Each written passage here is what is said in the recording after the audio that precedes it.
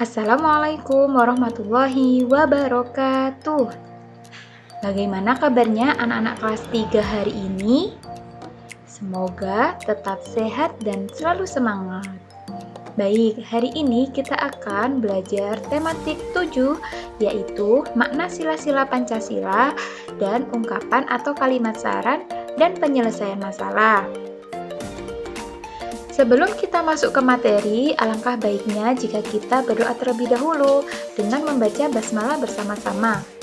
Bismillahirrahmanirrahim. Nah, anak-anak, masih ingatkah kalian gambar di samping? Yap, betul sekali. Gambar di samping adalah Garuda Pancasila. Garuda Pancasila adalah lambang negara Republik Indonesia yang bentuknya berupa seekor burung Garuda dan berwarna emas. Garuda adalah nama burung emas yang digunakan, sedangkan Pancasila merupakan 5 dasar negara Indonesia. Di badannya berkalungkan perisai yang di dalamnya berisi gambar simbol-simbol Pancasila. Di kedua kakinya juga terdapat seutas pita putih yang dicengkeram dan bertuliskan Bhinneka Tunggal Ika.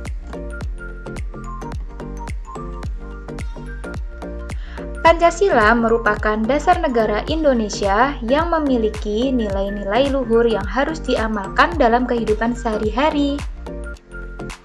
Indonesia terdiri dari berbagai macam suku, ras, budaya, dan lain-lain. Namun, bangsa Indonesia tetap hidup rukun walaupun terdiri atas beragam suku bangsa. Dalam kebersamaan, semua bekerja sama menjaga kesatuan negara Republik Indonesia. Hal ini sesuai semboyan bangsa Indonesia, yaitu Bhinneka Tunggal Ika. Bhinneka artinya berbeda-beda, tunggal artinya satu, dan ika artinya juga. Oleh karena itu, Bhinneka Tunggal Ika artinya meskipun berbeda-beda tetapi tetap satu juga. Nah, berikut contoh lainnya pengamalan sila-sila Pancasila. Sila yang pertama berbunyi Ketuhanan Yang Maha Esa, disimbolkan dengan gambar bintang. Pengamalannya yaitu 1. Berdoa sebelum dan sesudah belajar. 2. Merawat tanaman dengan baik. 3. Menghargai teman yang sedang beribadah. 4. Bermain dengan siapa saja tanpa membedakan agama. Sila yang kedua berbunyi Kemanusiaan yang adil dan beradab, disimbolkan dengan rantai.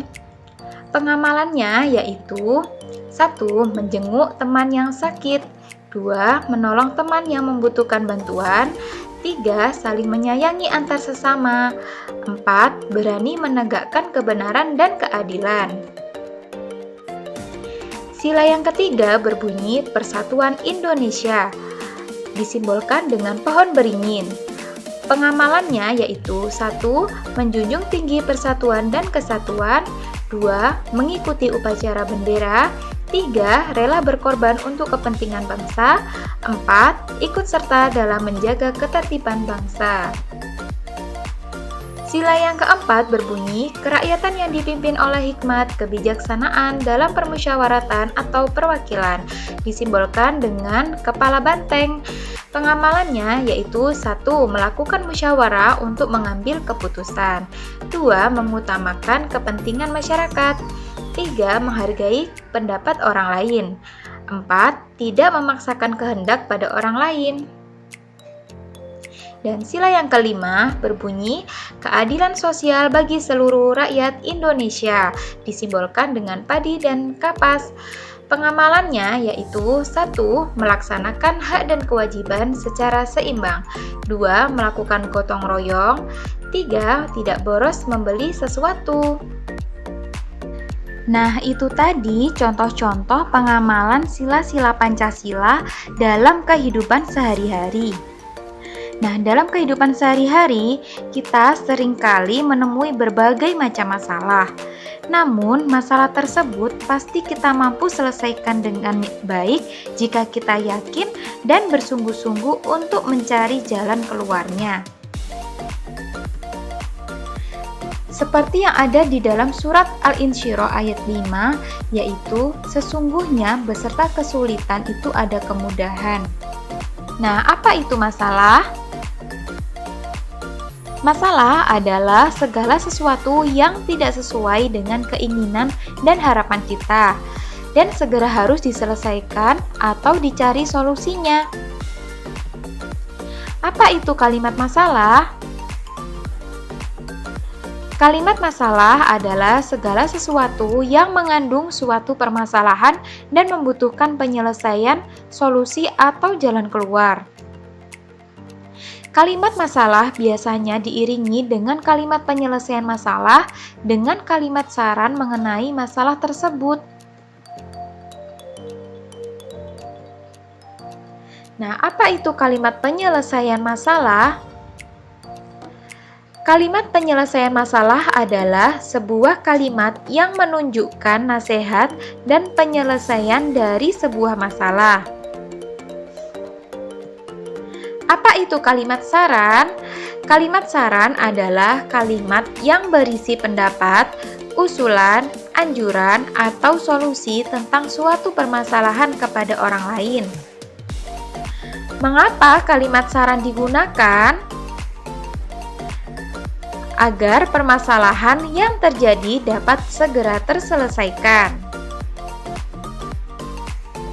Ketika akan memberikan saran kepada orang lain, kita harus menggunakan bahasa yang sopan, sehingga orang lain tidak merasa tersakiti atau tersinggung karena saran yang kita sampaikan. Nah, bagaimana cara menulis kalimat saran? Kalimat saran biasanya menggunakan kata sebaiknya, seharusnya, semestinya, hendaknya, ada baiknya, lebih baik, alangkah baiknya, saran saya, harus, menurut saya, usul saya, dan lain-lain. Kapan kalimat saran digunakan? Pada saat diskusi atau musyawarah, kemudian memberikan bantuan, ataupun saat terjadi suatu masalah. Nah, siapa yang dapat menggunakan kalimat saran? Semua orang dapat memberikan atau menggunakan kalimat saran. Nah, ini adalah contoh kalimat saran. Sebaiknya kamu belajar lebih giat lagi agar naik kelas. Seharusnya kamu bangun lebih pagi supaya sholat subuhmu tidak terlambat. Kita semestinya mendengarkan pendapat dia dulu dan jangan langsung memotong perkataannya. Lebih baik kita memanfaatkan waktu dengan sebaik-baiknya daripada hanya untuk bermain game sepanjang hari. Ada baiknya kita mencuci tangan terlebih dahulu sebelum makan supaya bebas dari kuman. Alangkah baiknya jika uang yang kita miliki untuk disisihkan dan diberikan kepada orang yang membutuhkan. Hendaknya kamu berdoa dulu sebelum melakukan kegiatan agar dimudahkan oleh Allah. Kita harus selalu menjaga kebersihan lingkungan sekitar kita. Nah, memberi saran dengan baik terhadap teman juga termasuk sikap menghargai teman. Kita harus memberikan saran yang baik jika melihat teman kita melakukan sesuatu yang salah atau keliru. Ini kita lakukan sebagai tanda kita menyayangi teman. Menyayangi teman termasuk pengamalan sila kedua Pancasila. Nah, berikut adalah contoh kalimat masalah, kalimat penyelesaian masalah, dan kalimat saran. Untuk kalimat masalah yaitu, tubuh Ali mulai terserang penyakit. Nah, kalimat penyelesaian masalahnya, istirahat yang cukup, makan makanan yang bergizi dan sehat, perbanyak minum air putih, dan rajin berolahraga. Nah, kalimat sarannya adalah Ali sebaiknya menjaga tubuhnya supaya selalu sehat dan tidak mudah terserang penyakit. Nah, pada kalimat saran biasanya ditandai oleh kata sebaiknya. Nah, anak-anak, Ustazah memiliki suatu teks bacaan. Nah, mari kita baca bersama-sama ya. Rahasia anak pintar. Setiap anak di kelasmu pintar dan baik hati. Ada anak yang pintar berolahraga atau menari. Ada juga yang pintar matematika atau bahasa. Ada yang pintar menyanyi atau berteman dengan semua orang. Apakah kamu dapat pintar tanpa berusaha? Semua anak ingin pintar, tetapi belum tahu caranya. Jika ingin pintar, inilah rahasianya. Dengarkan saat guru menjelaskan. Kerjakan tugas-tugas tepat waktu. Banyaklah membaca dan berlatih. Jangan mudah menyerah. Bertanyalah kepada gurumu. Atur juga waktu belajarmu dengan baik. Selain itu, bertemanlah dengan banyak orang. Nah, di sini anak-anak coba kalian temukan mana kalimat yang termasuk kalimat masalah dan mana kalimat yang termasuk kalimat penyelesaian masalah. Yuk kita mulai.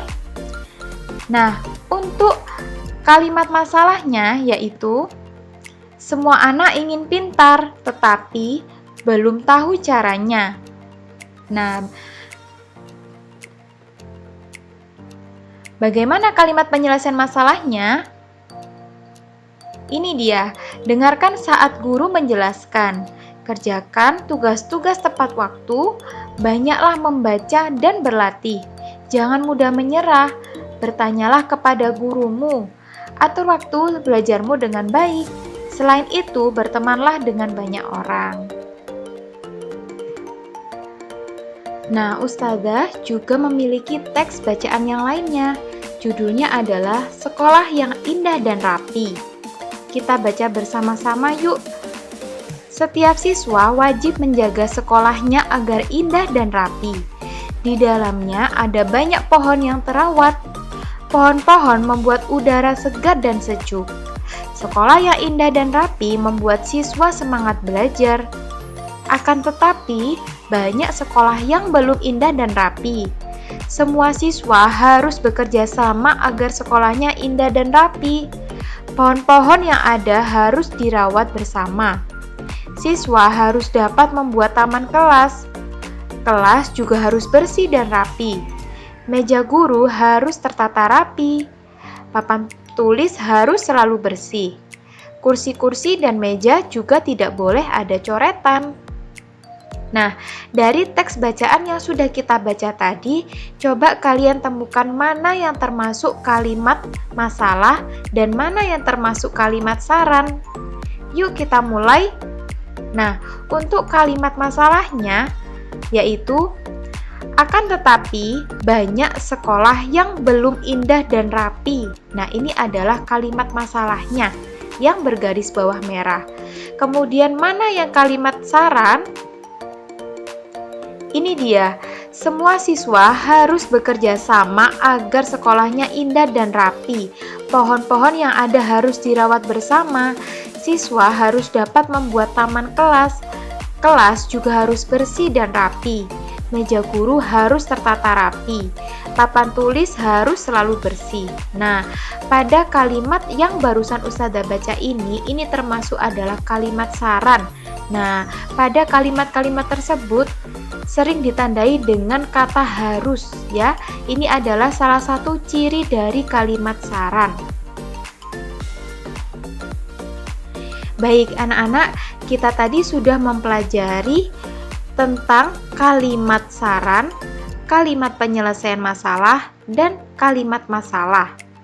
Nah, sekarang Ustazah memiliki tantangan buat kalian. Nah, apa itu? Bacalah teks berikut. Temukan kalimat yang menunjukkan masalah dan kalimat sarannya. Nah, nanti jawabannya teman-teman kirim berupa voice note ya. Terima kasih sudah menyimak video ini dengan baik. Selamat belajar. Wassalamualaikum warahmatullahi wabarakatuh.